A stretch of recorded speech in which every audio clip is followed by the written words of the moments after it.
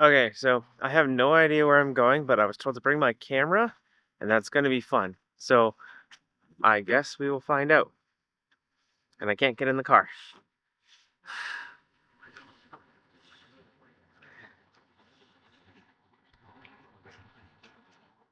She's locked me out of the car. I can't actually get in.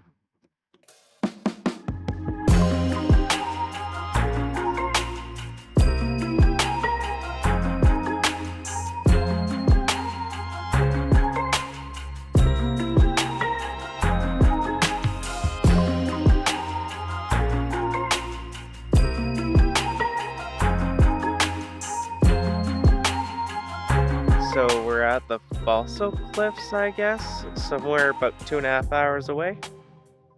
And I'm gonna get some shots of the place, so.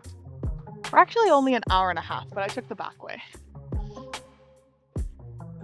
Okay, an hour and a half to 2.5 hours away.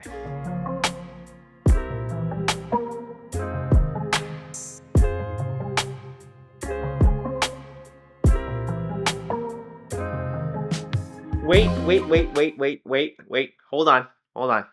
If I could just ask you to do something quick for me, that's just to like, subscribe, and maybe leave a comment on the video as well. It helps us small creators quite a lot when you do like and subscribe. And then leaving a comment lets me know what you guys are liking about the videos. It starts a discussion in the comments section, and I'll do my best to reply to all the comments you guys leave. So if you guys could do that for me, that would be huge. Anything to help me out would go a long way, and I really appreciate your support so far. All right, now back to the video. So we are at the Fossil Cliffs. There are supposed to be quite a few fossils everywhere, and I have no idea how to tell which rocks or where the fossils are. There's guided tours here, a little museum as well with their collection, and a beach you can go down for free, by the way, to the beach anyway, where you can kind of explore and see if you could find some yourself, if you know what you're looking for. You can't take any of the fossils that you find, but they're down here somewhere, apparently. And she has gone off way down there all by herself as I'm trying to navigate the minefield of rocks while also vlogging at the same time. And I hope I don't fall.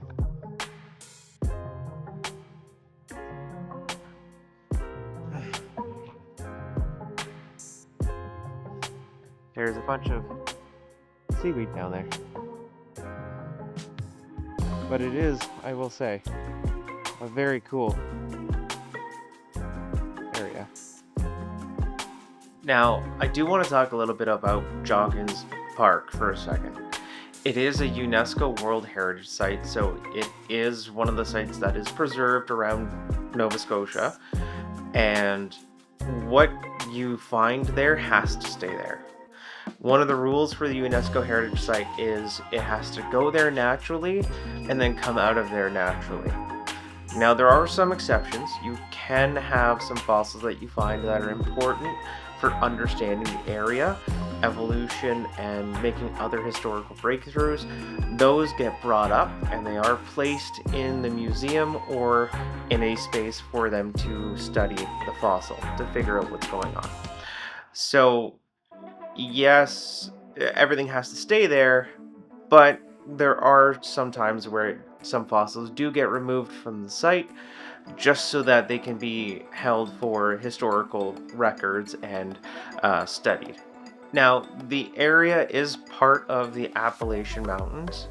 So the mountain range was kind of lifted up through tectonic plates, and you'll see the striations through a lot of the area and a lot of the rock. It was showing where it was lifted, and then it slowly evens out, and then you see where level land was once before. And when the tide comes in, because this area was lifted up, all of that top part is very soft soil. So when the tide comes in, it basically erodes the side, and then you start to see a lot of the fossils come out of the walls there. And the cliffs were much further out before than what they are now. Going even back to the 70s, you used to have a lot more of the cliffs to basically work with. Now they're eroding pretty quickly. A lot of houses in the area have collapsed from the cliffs, so you don't see a lot of them along the cliffside anymore. Now, we did end up taking a tour, and our tour guide's name was Dana. He is a wonderful tour guide for the area, and I would highly suggest taking a tour with him. He's very knowledgeable. He grew up in the area, and he had left to go to Alberta, then come back after a little while. So I would highly recommend talking to Dana, or at least going on a tour with him. He took us out for an hour and a half, and it was a great time. I would really suggest it. And what I'd like to show people is, you see that little red line? That's how long we've been here in this entire timeline. Just that little tiny red line. And it's before we opened, I think of that year of COVID 2020. This woman was banging at the door, and there's a guy with her who's taking pictures. And there was nobody on the beach. It was like early, right? But she knew that that must be something different. And she carried it all the way, that right there, all the way from Coal Mine Point. I'll show you where that is. All the way up the stairs, 90 steps. And he was taking pictures of her. And I said, wow, you know, I'm a fireman. She was from Halifax, and she was a fireman. She got in the paper. This was in the Halifax Herald. And there's one still in the bank right there. Oh, where is that? See the segmentations? Oh, that's that horse tail. What's the horsetail? Oh wow, it's so big. This was kind of like a thicket of them. And you see the tides come to it, and so it's always renewing new ones. Yeah, it's beating against this every day. Can you show that again? Sure, right here. See it going up? Whoa! And then what's the indentation just below that? Right here?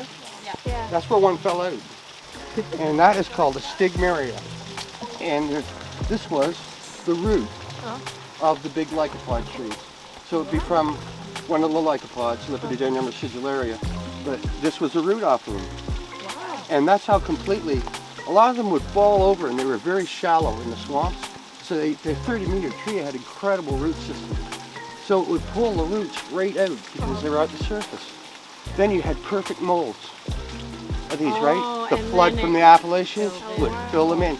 So it's only if the tree gets broken off that you get the tree. It looks like a piece of bark, but it's definitely a plant of some type. Where you're looking for the right stuff, where it's black, and always turn it over too. You see a limb off of one right here, a little tiny calamites. Yeah, that's almost scared me for a second. Beautiful, that's calamites. Good eye, look at that. Yeah, that's the one that we first looked at. The first one you showed me. Right? Yeah, that one that was on the... Only that's the stem part, that's where it goes to the top and stops. Oh wow. What's that? That one? Yeah, it's that one so worn, it looks like a piece of a cordate leaf. The one I said, the gymnosperm. They had big strap-like corn leaves on them. And we're going to see some of them too. That is so wet. And you don't see them bend like that too much. See the calamites. No, you should go get calamites. Yeah, you're going to bring that for me. Look at that, Lepidodendron.